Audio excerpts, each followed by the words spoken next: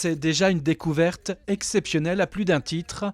La pointe de Gilberge, sur l'île Dieu, était surveillée depuis des années. Cependant, au mois de février dernier, dans cette falaise dunaire, après une grosse tempête, un promeneur y découvrait une anomalie. Il pensait qu'on avait là un boulet de canon, donc il l'a enlevé et il s'est avéré que c'était un crâne humain.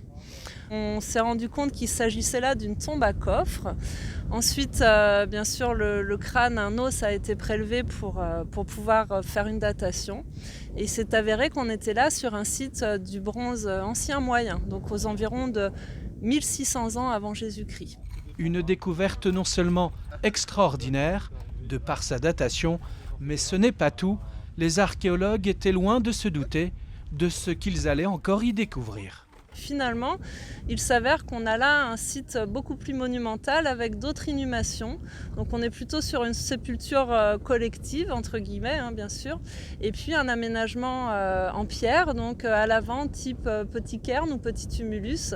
Et on a la chance d'avoir des squelettes inhumés dans du sable. Et ce qui a permis la conservation osseuse de ces défunts jusqu'à aujourd'hui. Une sépulture collective avec en outre des pratiques funéraires inédites dans notre région.